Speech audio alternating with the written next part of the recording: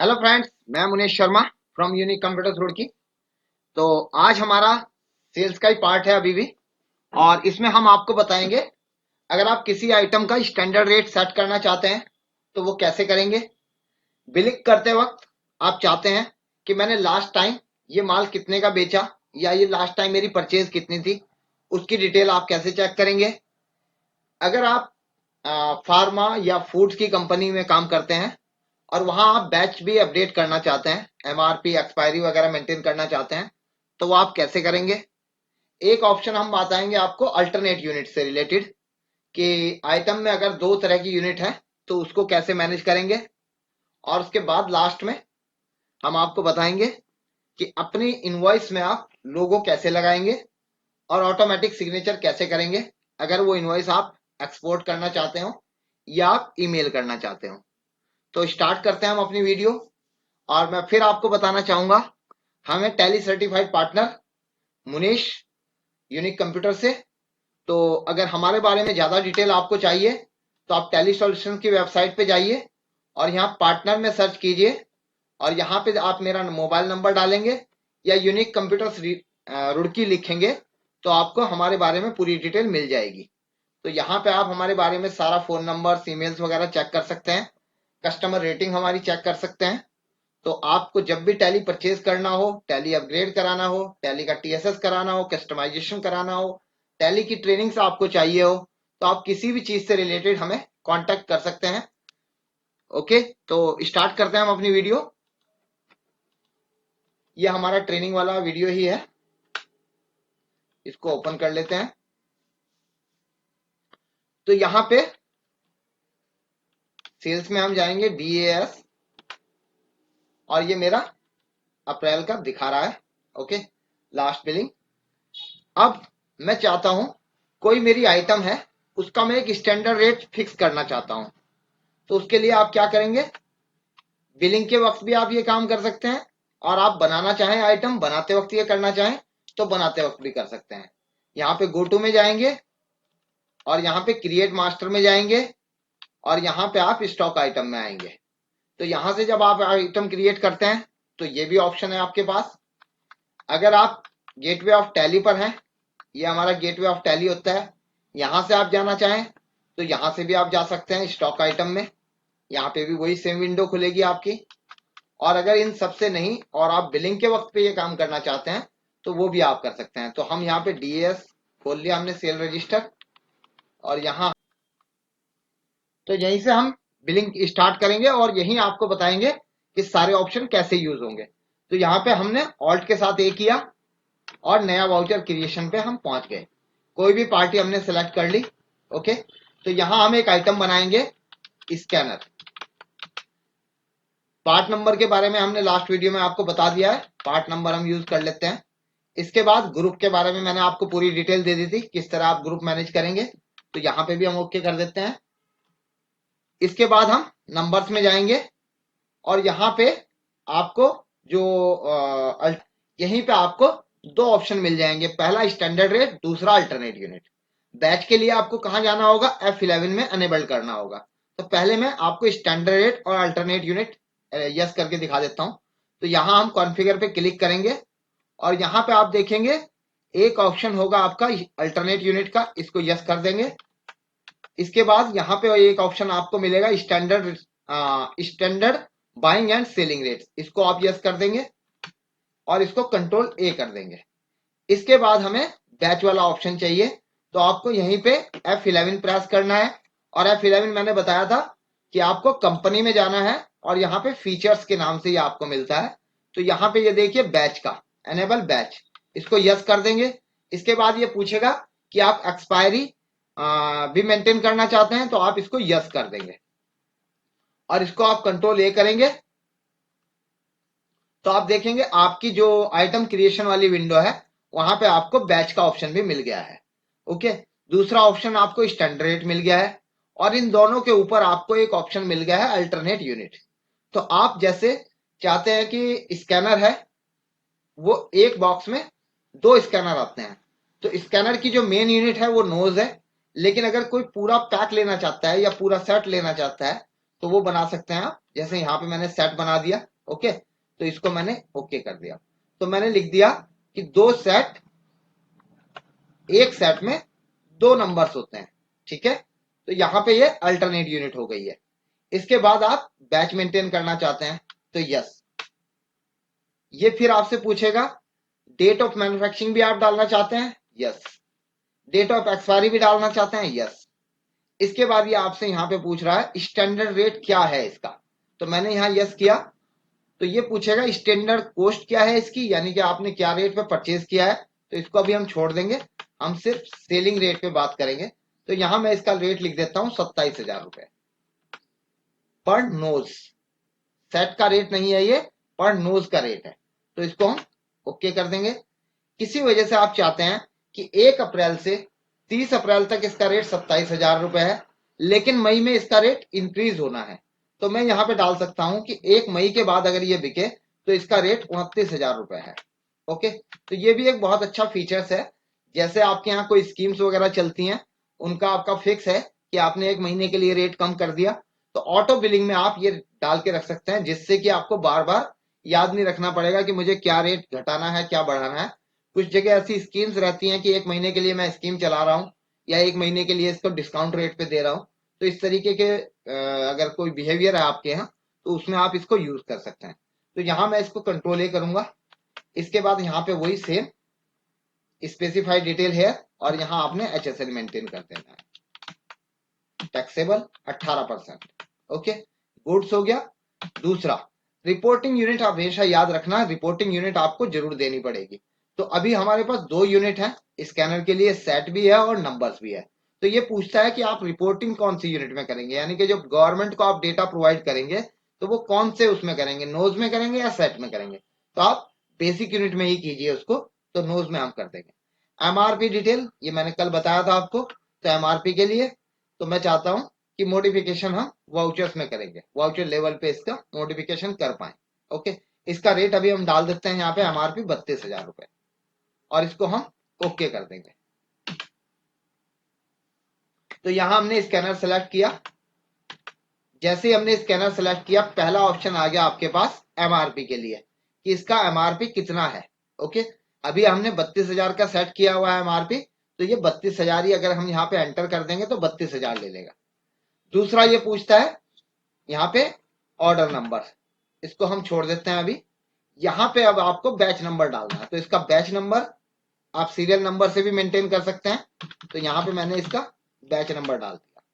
अब यहाँ ये पूछता है आपसे कि इसकी कितनी क्वांटिटी है, ओके। तो यहाँ पे मैं इसका 1 पीस बेचना चाहता हूँ। तो आप देखिए ऑटोमेटिक इसने इसका रेट उठा लिया है 32,000 के हिसाब से, MRP के हिसाब से। लेकिन मैं इसका रेट चूंकि अपने हिसाब से देना चाहता हूं, तो मैंने इसका रेट दे दिया अभी 27,000 रुपए।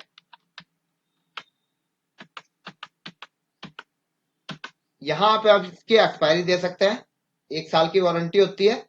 तो मैं इसका एक्सपायरी दे देता हूं 6/25, 5/4/25। तो ये आपका इस तरीके से मैनेज हो जाता है ऑटोमेटिक, जो इसने MRP का रेट ले लिया है। अगर हम इसमें MRP नहीं डालते हैं और MRP को स्किप कर देते हैं, तो फिर ये वो वाला रेट उठाएगा जो आप स्टैंडर्ड सेलिंग रेट इसको बताएंगे, ओके। तो यहां पे स्टैंडर्ड या MRP एक चीज आपको लेनी है। कोई डिस्काउंट आप देना चाहते हैं तो यहाँ पे आप डिस्काउंट डाल सकते हैं, जैसे मैंने आपको पहले बताया था ट्रेड डिस्काउंट के बारे में।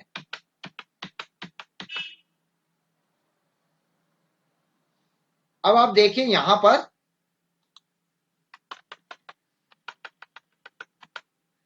अभी एक नोज है, तो जाहिर सी बात है एक नोज है तो अभी एक सेट पूरा नहीं है। या फिर मैं बिलिंग करना चाहता हूं एक सेट के हिसाब से, तो यहाँ पे 1 सेट लिखूंगा, तो ऑटोमेटिक वो 2 नोज में सेट हो जाएगा।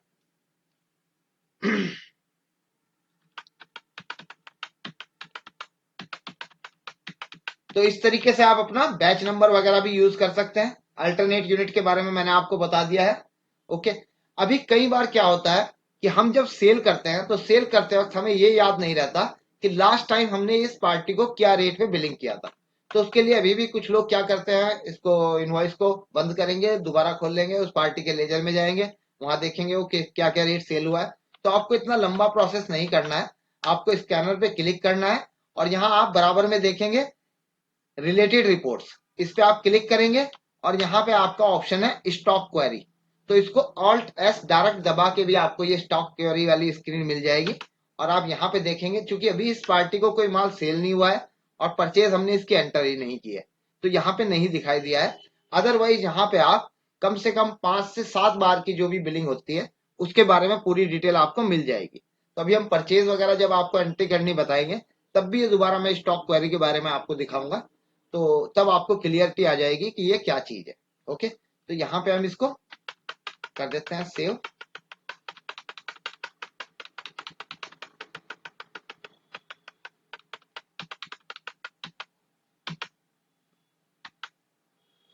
इसके बाद हम ये 5 अप्रैल को बिलिंग किया हमने, हम इसी आइटम की बिलिंग दोबारा करेंगे। अब हम करेंगे इसकी 15 मई को, लेकिन यहां पे हम एक काम करेंगे इस बार, इसमें एमआरपी को हम बंद कर देंगे।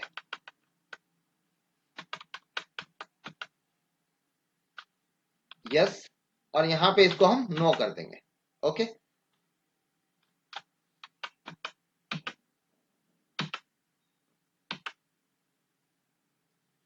अब इसका बैच नंबर हमें दोबारा डालना है, क्वांटिटी फिर से हम 2 पीसी सेल करेंगे, क्योंकि लास्ट टाइम पे जो भी प्राइस बिका हुआ है इंक्लूसिव ऑफ टैक्स में वो इसको दिखा रहा है 32,000 रुपए। तो हमें इसकी क्या करना पड़ेगा, एमआरपी को हटाना पड़ेगा, या मैं इसकी जगह एक दूसरी आइटम बना के दिखा देता हूं। यहां हम प्रिंटर ले लेते हैं और इसमें हम एमआरपी नहीं रखेंगे, नोज सेट, और ये भी 2 सेट, एक सेट में 2 प्रिंटर होंगे। बैच इसमें हम मेंटेन नहीं कर रहे हैं, यहां हम सिर्फ स्टैंडर्ड रेट के बारे में बात करेंगे।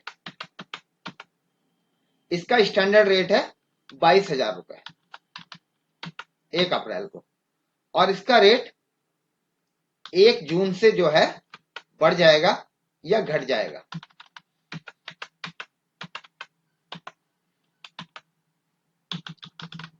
यहां एचएसएन हमने डाल दिया और इसका टैक्स ले लिया 18%।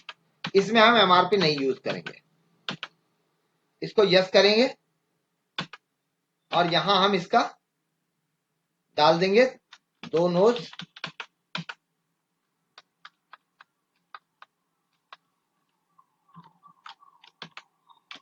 पार्टी ले लेते हैं कोई भी, हम प्रिंटर हमने बना लिया है, यहाँ पे हमने प्रिंटर डाला। ओके, और यहाँ पे क्वांटिटी डाल दी 2। तो ये देखिए ऑटोमेटिक इसने जो इसका स्टैंडर्ड रेट है वो इसने अपने आप पिक कर लिया 22,000 रुपए। हमने यहाँ पे कुछ भी नहीं किया है, तो इसने ऑटोमेटिक 22,000 रुपए उठा लिया है। और 22,000 रुपए जो इसके अंदर हम प्राइस देंगे वो होगा टैक्सेबल वैल्यू, वो दोबारा से, और ये बिल हम बनाएंगे 30 जून को। पार्टी कोई भी ले सकते हैं, और यहाँ हमने ले लिया प्रिंटर। यहाँ फिर से हमने एक क्वांटिटी डाल दी, तो देखिए ऑटोमेटिक इसने 21,000 रुपए रेट ले लिया है। तो अगर आपने एमआरपी एनेबल्ड किया हुआ है तब स्टैंडर्ड रेट काम नहीं करता है, लेकिन अगर आपने स्टैंडर्ड रेट रखा है और एमआरपी नहीं यूज कर रहे हैं तो ये पूरी तरह से काम करता है। और ये बहुत अच्छा फीचर्स है, बहुत सारे लोग इसको भी यूज करते हैं ऑप्शन को, तो इसको आप यूज कर सकते हैं। एक ऑप्शन बहुत अच्छा होता है हमारे पास, अगर आप डिस्ट्रीब्यूटर हैं और आप स्टैंडर्ड रेट यूज करना चाहते हैं, यानी कि इसी तरह का फीचर्स यूज करना चाहते हैं लेकिन सब आइटम्स में यूज करना चाहते हैं, तो हमारे पास एक ऑप्शन और होता है, वो बोला जाता है प्राइस लिस्ट।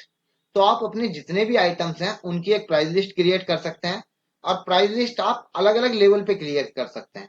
आप लेजर के लेवल पे भी क्रिएट कर सकते हैं, आप अपनी इच्छा अनुसार कर सकते हैं। तो वो भी एक ऑप्शन है, मैं आपको यहीं पे थोड़ा सा उसका ब्रीफ कर देता हूं।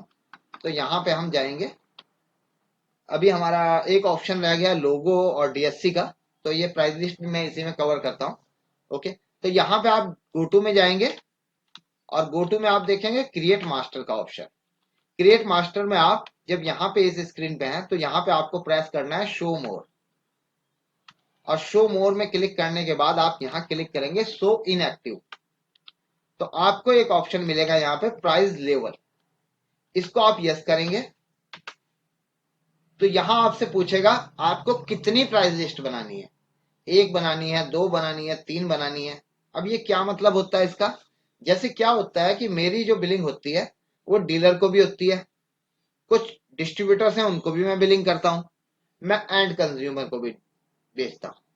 लेकिन तीनों के लिए जाहिर सी बात है कि अगर मैं एक ही सेम प्राइस रखूंगा तो उसका कोई फायदा नहीं होगा, क्योंकि जो डीलर है उसको आगे सेल करना है। दूसरी बात है डीलर मुझसे क्वांटिटी में माल खरीदता है, कंज्यूमर मेरे पास एक बार आता है, लेकिन डीलर मेरे पास रिपीट होता रहता है। डिस्ट्रीब्यूटर डीलर से भी ज्यादा माल खरीदता है। तो मैं यहाँ पे 3 प्राइस लिस्ट बनाऊंगा, डिस्ट्रीब्यूटर्स, डीलर्स, और ये बना दिया कंज्यूमर। Okay, customer. तो अब हमने यहाँ पे ये बना दिया है, तो इस पे आप क्लिक करेंगे, यहां आपको इसकी सारी डिटेल देनी पड़ेगी, कौन कौन से आइटम पे आपका ये एप्लीकेबल होगा। तो यहाँ पे जब आप क्लिक करेंगे तो आप देख रहे हैं कि कौन से आइटम्स पे बनाना है। तो मैंने क्लिक कर दिया कि ऑल आइटम्स पे बनाना है, तो ये ऑल आइटम्स पे लगा देगा। लेकिन मैं अभी यहाँ पे आपको सिर्फ एक ग्रुप पे सेट करके दिखाता हूँ। तो मैंने यहाँ एयर बबल लिया, और सबसे पहले हम बनाएंगे डिस्ट्रीब्यूटर्स की।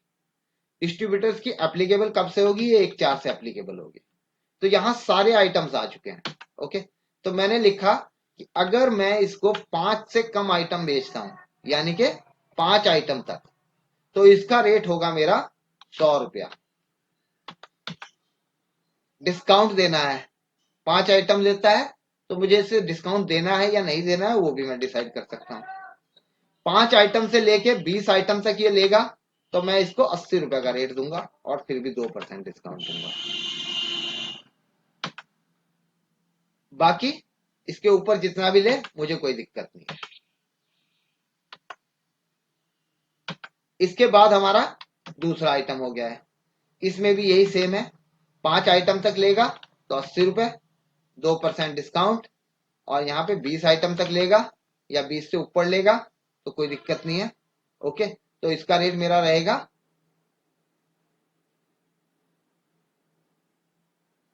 यहाँ 5 के बाद मैं इसमें सीरीज नहीं बनाता हूं तो इसको मैं हटा देता हूं।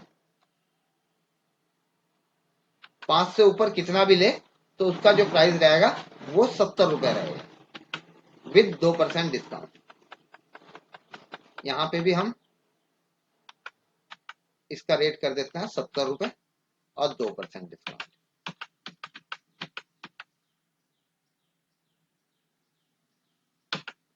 इस तरीके से आपने एक प्राइस लिस्ट बना ली है, किसकी, डिस्ट्रीब्यूटर के लिए।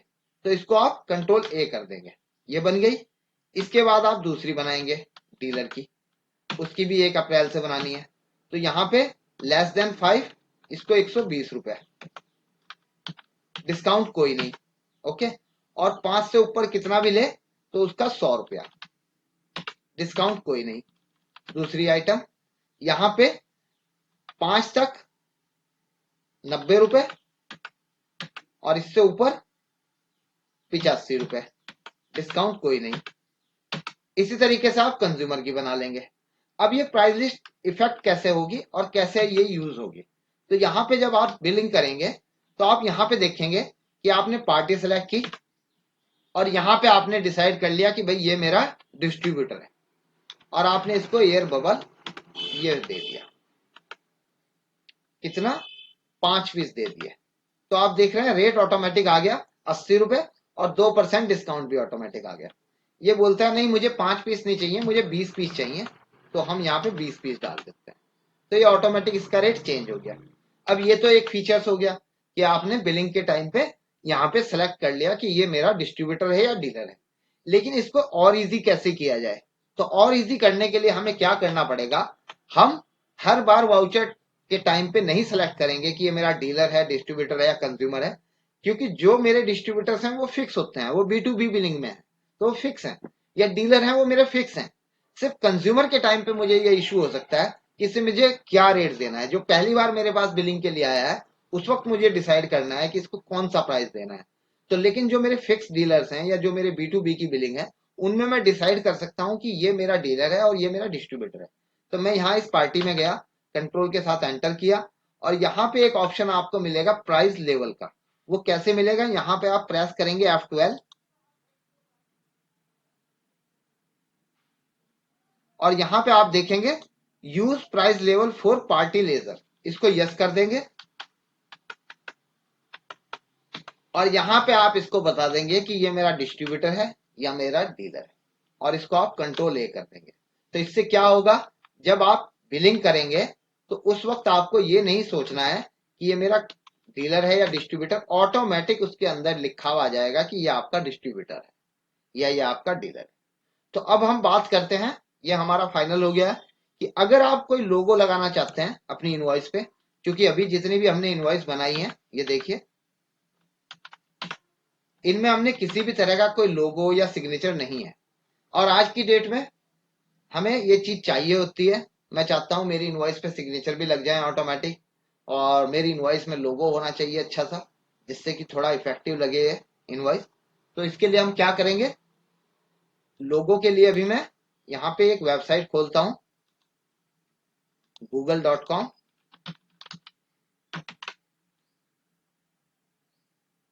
और कोई भी लोगो सर्च कर लेते हैं।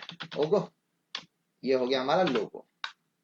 आपका लोगो बना हुआ होगा तो बहुत अच्छी बात है और लोगो में जाएंगे इमेजेस में या मैं लोगो सर्च कर लेता हूं यूनिक के लिए। तो कोई भी लोगो आप डाउनलोड कर लीजिए, ये बहुत अच्छा लग रहा है। इस पर राइट क्लिक कीजिए और सेव इमेज एज करिए। ये याद रखिएगा जब भी आप कोई इमेज लेते हैं ये लोगो में लगाने के लिए तो हमेशा जेपीजी फाइल होनी चाहिए। इसको मैं डी ड्राइव में रख लेता हूँ या डेस्कटॉप पे भी रख सकता हूँ, कोई इशू नहीं। तो इसका नाम मैं रख देता हूँ लोगो, सेव कर दिया, ओके। अब डीएससी क्या होता है उसके बारे में भी मैं करना है। आपने सिंपल इसको सिस्टम के अंदर लगाना है। आप इसको किसी भी सीए से बनवा सकते हैं या सीएससी सेंटर वगैरह पे आप बनवा सकते हैं। तो ये आप जैसे ही आप सिस्टम के अंदर एंटर करेंगे तो ये आपकी एक स्क्रीन खुल जाएगी और यहाँ पे इसका सेटअप आपको इसी के अंदर से ऑटोमेटिक मिल जाएगा। तो यहाँ हम डबल क्लिक करेंगे, इस टाइप से ये इंस्टॉल करने के लिए आपको बोलेगा यहाँ yes yes yes yes install.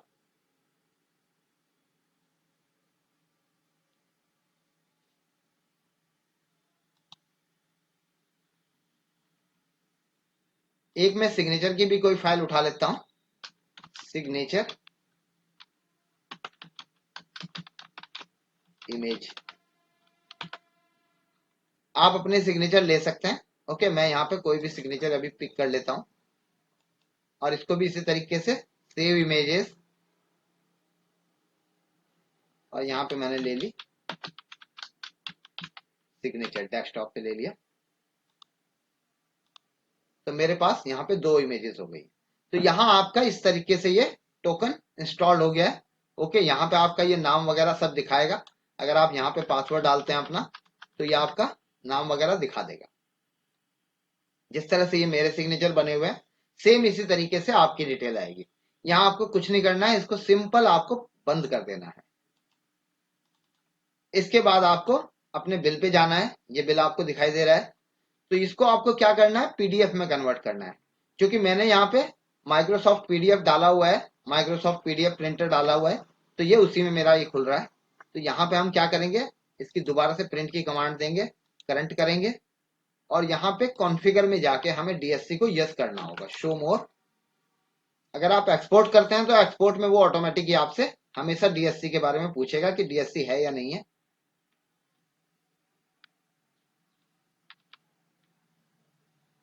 तो यहाँ पे आप देखिए डिजिटल सिग्नेचर, क्योंकि अभी इस सिस्टम के अंदर नहीं थे इसलिए नोट एप्लीकेबल था और जैसे ये लग चुके हैं तो यहाँ पे मुनेश शर्मा लिखा हुआ आ गया। यहाँ पे पूछता है आस्क बिफोर साइनिंग, साइनिंग से पहले पूछना है या नहीं पूछना है। तो हम यस कर देंगे तो ये हमेशा पूछेगा और अगर आपने नो कर दिया तो ये पूछेगा नहीं, सिंपल आपका अटैच करके दे देगा।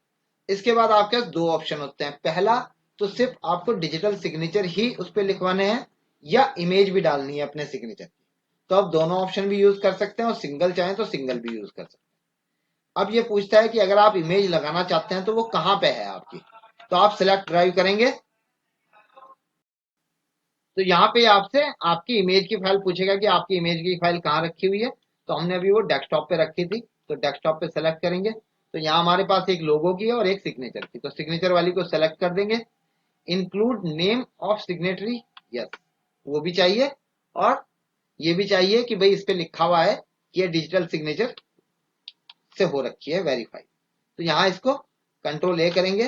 वो भी लगाना है इस इनवॉइस में, तो इसके लिए आपको क्या करना है, प्रिंट पे जाना है और यहाँ पे कॉन्फ़िगरेशन में जाना है और यहाँ पे आप करेंगे शो मोर। तो यहीं पे आप देखेंगे एक जगह आपका ऑप्शन होगा लोगो का,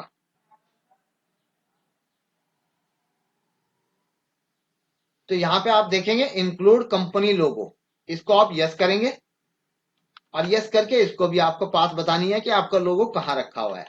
तो सिलेक्ट फ्रॉम ड्राइव जाएंगे और यहाँ डेस्कटॉप पे जाएंगे और यहाँ लोगो को सिलेक्ट कर देंगे और इसको कंट्रोल ए करेंगे और अब आप देखेंगे कि आपकी इनवॉइस, अभी इसने लोगो की एरर दे दी है, शायद लोगो का साइज कुछ छोटा। क्लिक करेंगे कॉन्फ़िगर पे और यहाँ पे कंपनी डिटेल के अंदर आपको लोगो का ऑप्शन मिल जाता है। ये देखिए यहाँ पे logo JPG file, select from drive desktop और यहाँ पे लोगो जेपीजी फाइल। ये इश्यू क्या है अभी चेक करते हैं, हमें दूसरी फाइल मिली है। तो यहाँ पे हमारा लोगो आ गया है। अभी हमारे डिजिटल सिग्नेचर यहाँ पर नहीं आए हैं। ओके, तो डिजिटल सिग्नेचर क्यों नहीं आए हैं उसको देखने के लिए हमें क्या करना पड़ेगा, इसके लिए हमें प्रिंट की कमांड देनी पड़ेगी, क्योंकि अभी हम सिर्फ प्रीव्यू चेक कर रहे हैं, प्रीव्यू पे सिग्नेचर लगकर नहीं आएंगे, वो आपके प्रिंट के टाइम पे आएंगे। तो जब आप प्रिंट की कमांड देंगे तो यहाँ इसने एकदम से पूछ लिया do you want to add digital signature, आपने इसको यस कर देना है और यहाँ पे ये पूछता है कहाँ आपको सेव करना है इसको। तो अभी मैं अभी डेस्कटॉप पे सेव करके दिखा देता हूँ आपको इनवॉइस।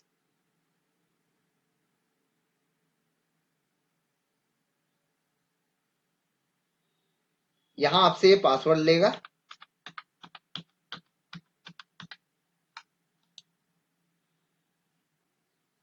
और यहाँ पे देखिए ये सिग्नेचर आपके 1 सेकंड से भी कम टाइम में लग चुके हैं और ये इनवॉइस है हमारा। इसको खोल कर देखेंगे, यस, तो सबसे ऊपर आप देखेंगे लोगो आ गया है। ओके, इसके बाद आप नीचे डाउन में जाएंगे तो यहाँ पे आपके डिजिटल सिग्नेचर भी लग चुके हैं।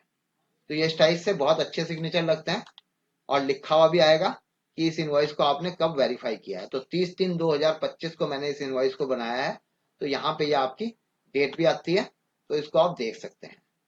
तो मेरे ख्याल से ये वीडियो भी आपको बहुत अच्छी लगी होगी और आपके लिए बहुत इंफॉर्मेटिव होगी ये वीडियो।